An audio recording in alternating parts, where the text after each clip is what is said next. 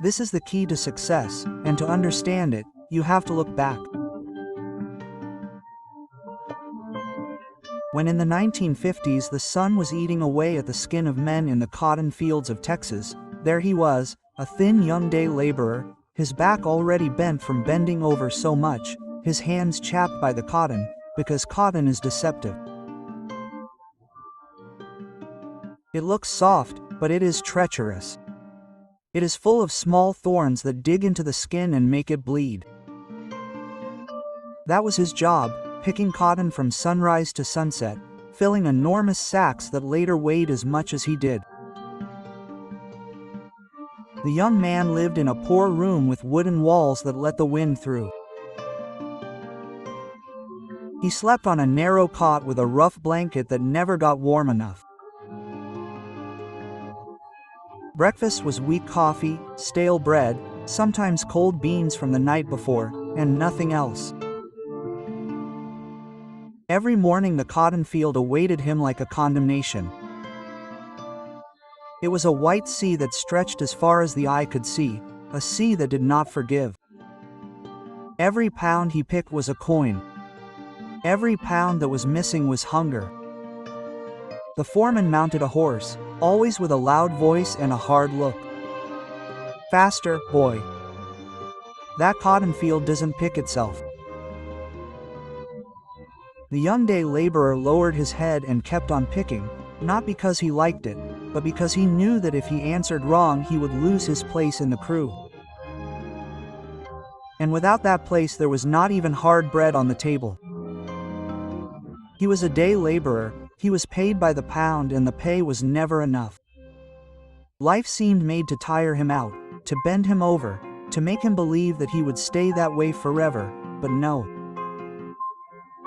Deep in his chest he kept a dream, to have his own cotton field. He repeated it like a prayer. "Someday I will have my cotton field." While the other day laborers resigned themselves, he dreamed. He dreamed of a piece of land, even if it was small, where he could sow, wait for the rain, and watch his own cotton bloom. He dreamed of walking between furrows that were his, not the boss's or the foreman's. That dream, although small, was the only thing that kept him alive. But dreams always have enemies. And his dream reached the ear of the foreman. One midday, under the sun that beat down like lead, the foreman raised his voice so that everyone could hear. "A field of one's own," he said, laughing. "That's not for day laborers, that's for owners." His companions laughed, some out of fear, others in mockery. The laughter hurt more than the thorns of the cotton.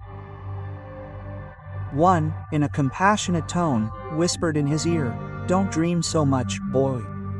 He who dreams in the cotton field stumbles and gets lost." Quote. The young day laborer gritted his teeth. He wanted to shout at him that he didn't understand anything, that he didn't want to be rich, he just wanted a piece of land for his family. But he didn't, he just answered almost without a voice. Someday the foreman heard and mockingly imitated his tone. "Someday, someday you're going to get tired. And when that happens, I'll be the first to tell you. I warned you." Every word was a blow, every laugh a wound, but instead of killing his sleep, they set it on fire. The young man chose not to give up. He began to save. Every coin, every penny, he saved. He didn't go to the tavern, even if he was invited. He didn't buy tobacco, even if the nights were long and silent. He didn't spend on new boots, even if his own already had holes. The others looked at him strangely. One afternoon, while they were resting a bit under the scant shade of a tree, one of the day laborers made fun of him. "What are you saving for, boy?" "To buy the sky. Cotton is not sold in pieces." Another, laughing, added, "Save as much as you want, in the end you'll always be a day laborer." He took a deep breath, wiped the sweat from his brow, and answered calmly, If I spend today, I lose tomorrow. If I save today, tomorrow I buy land." Quote. The others laughed even louder. "Land," one shouted. "Land is not for those who pick cotton, but for those who send it to be picked." The young man fell silent. He knew that arguing was wasting his strength, but in his heart each taunt became another brick in the house of his dream. Day after day he collected crumpled bills, a small wad hidden under his cot as if it were a treasure. Sometimes he would take it out at night by the light of the kerosene lamp. He counted them with trembling fingers. It wasn't much, but it was his. When he finally had the courage, he sought out a man who was selling land. He went into his office, which smelled of strong tobacco and waxed wood. The man had fat hands and a hoarse voice. The young laborer put the money on the table. "I want to buy a little piece of cotton field." The man looked him up and down, looked at the money, and let out a dry laugh. "This won't even buy the fence, boy." The young man was speechless. The laughter of the man and others who were there sounded like slaps in the face. He picked up the money with clumsy hands. A coin rolled to the ground. He bent down, picked it up quickly, and with a red face, went out into the street. The humiliation burned like fire in his stomach. At night, lying on his cot, the tears flowed on their own. He bit his lip to keep from sobbing loudly, and through his tears he repeated in a low voice, "I don't give up, I don't give up." Months went by, he kept working, he kept saving, he decided to try something different, to go to the bank. That day he dressed in the least torn shirt he had. The bank smelled of new paper, fresh ink, and polished floors that shone too brightly. Everything there seemed to scream at him, "Who don't you belong to?" He asked for a small loan. The banker looked at him without interest. "Property?" he asked. "None," the young man replied. "Guarantees? None." The banker slammed the book shut. The sound resonated in his chest. "Then you can't. You're a day laborer. Come back when you have something to lose." The young man looked down. He felt the ground give way beneath his feet. He left the bank with dry eyes but a broken soul. The sun outside was scorching, but the banker's words burned him even more. That night, on his cot, he cried like a child for the first time. He covered his face with a rough blanket so the others wouldn't hear. The tears fell uncontrollably. Between sobs, he looked up at the ceiling and murmured, "My God, give me a door, even if it's small, just one. But I won't give up." That was his goal, to have his cotton field. It wasn't a whim, it was a necessity. He wanted a piece of land to sow, to harvest, to support his family, so he wouldn't always live under the orders of a foreman who humiliated and laughed at him.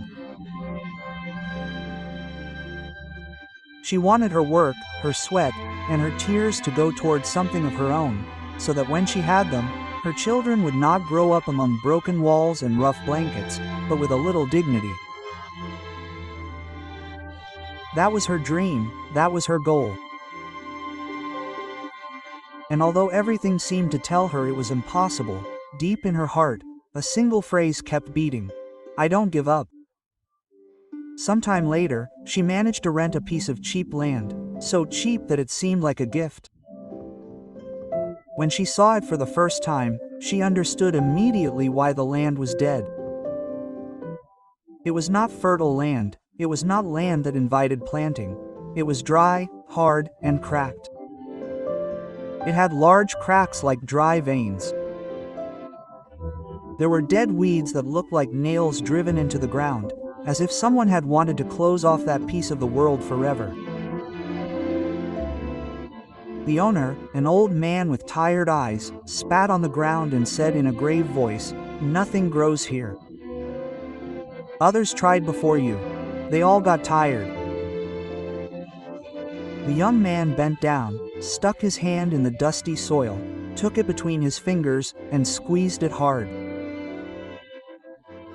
The soil disintegrated like flour without water, and yet, with a strange faith, he murmured, "It will grow." The old man let out a short, incredulous laugh. "You're a fence, boy, but it's up to you."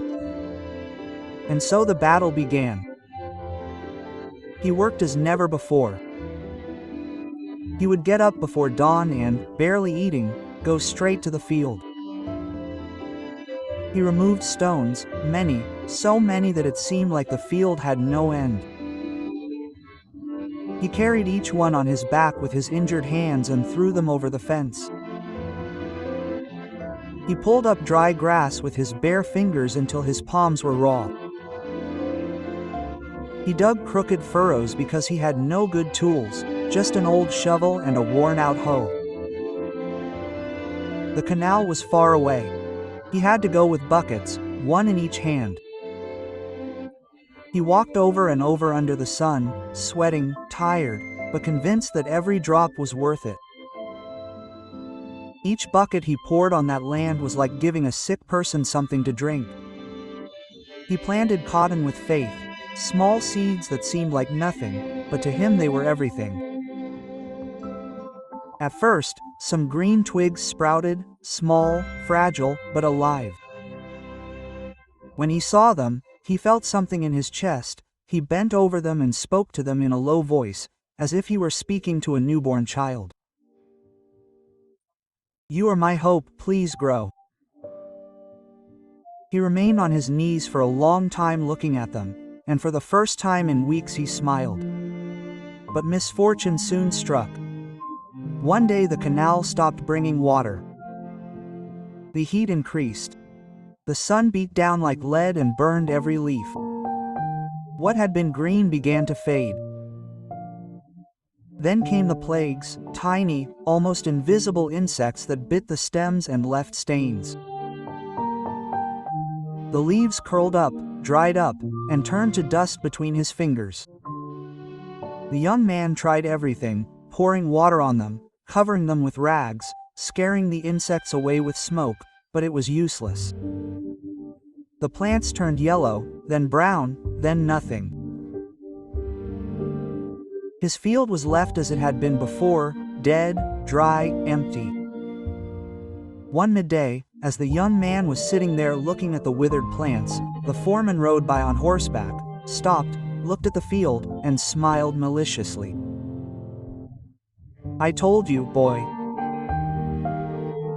You were born to pick cotton, not to sow it." The young man did not lift his head. He did not want to give them the pleasure of doing so. Seeing tears, he just stood there in silence, his jaw clenched, as the foreman walked away laughing. That night he returned to the field with a shovel. He couldn't leave the dead plants there. One by one he pulled them up and buried them. He buried them slowly, respectfully, as if they were tiny bodies. And as he did so, he cried. Tears fell onto the dry earth, mixing with the dust. He sat at the edge of the field with his face in his hands and thought that maybe it was true, that maybe he was doomed to be a day laborer for the rest of his life.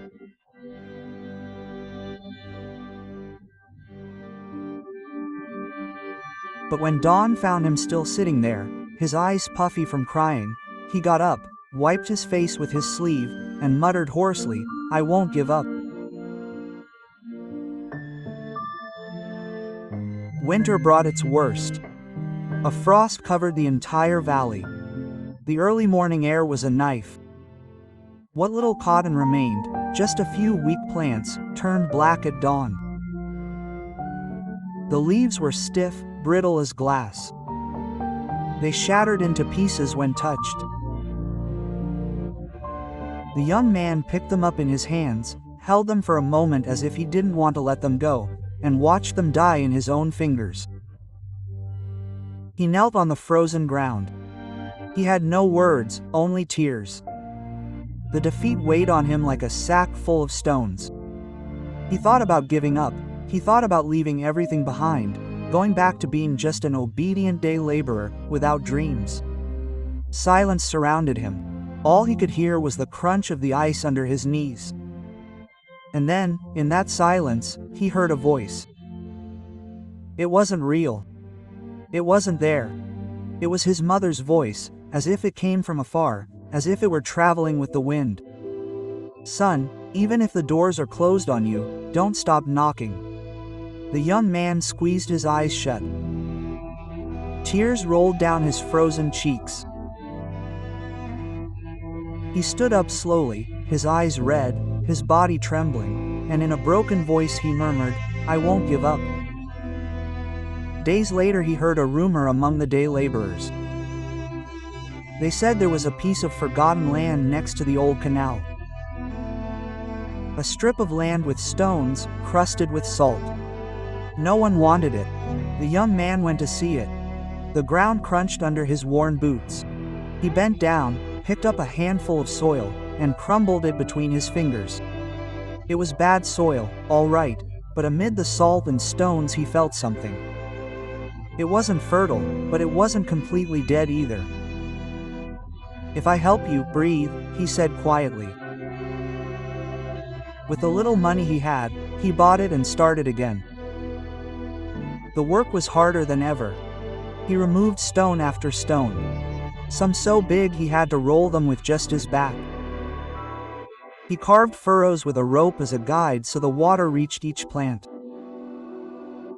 He brought water in buckets again and again, even though his arms ached. He sowed small but firm seeds.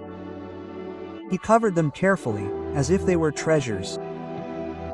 And when the first stalks sprouted, he cared for them as if they were sick children. He bent over them and talked to them. "Hold on, I'll hold on too." The foreman passed by several times, no longer laughing, but simply watching from his horse in silence. The young man, without raising his head, continued working. Seasons passed. The sun, the rain, and patience did their part. One day, his cotton field, was filled with white flakes. There weren't many, but they were his. He gathered them with wounded hands. Each little ball was a miracle, each sack. He cried as he worked because each pound of cotton was proof that he hadn't given up. When he sold the cotton, the buyer took a fiber, tasted it, smelled it, and said in surprise, "It's clean, strong cotton." "Whose is it?" The young man raised his head and in a clear voice replied, "Mine, from my cotton field." The buyer nodded respectfully, and for the first time the young man felt that everything he had experienced had made sense. As evening fell, he sat on the edge of his field. The sun was setting slowly, dyeing the sky red. The air smelled of freshly cut cotton. He remembered the closed doors, the mockery, the tears, the nights of defeat. He remembered his mother's voice and smiled. A few days after the first harvest, the foreman went to deliver cotton to the buyer, as he always did on behalf of his boss. He arrived with a sure step, with his head held high, convinced that he was carrying good merchandise. The buyer, a fair man of few words, examined the fiber, smelled it, rubbed it between his fingers, measured it calmly, nodded slightly and then, almost without looking up, said, "Okay, but I recently received another shipment, some cotton that was cleaner, firmer, sweeter than this one." The foreman looked at him in surprise. "Who are you talking about?" he asked with disdain. The buyer smiled slightly like a young man. He said it was his and I believe him because cotton doesn't lie. The words went through him like a whip. The foreman, who had always said that this day laborer was born only to pluck, was speechless. He didn't answer, just gathered up the papers with a hard face and left without looking back. Days passed, but he couldn't stop thinking. A young cotton farmer, cleaner than his bosses. One afternoon, as the sun was setting and turning the sky red, the foreman appeared on the young laborer's field. He didn't ride a horse or carry a whip. He walked slowly with his hands behind his back. The young man saw him coming but didn't get up. He was still weeding the edge of the furrow. The foreman stopped in front of him, swallowed, then said in a dry but sincere voice, "Good job. I was wrong about you." Quote, the young man looked at him in silence. The foreman set his jaw and added, "I made fun of you. I humiliated you. Today I come to apologize." Quote, he extended his hand. The young man hesitated for a moment, but shook it firmly. The foreman walked away slowly, still proud of his gait, and the young man watched him go, knowing that he had gained something more than cotton. Respect.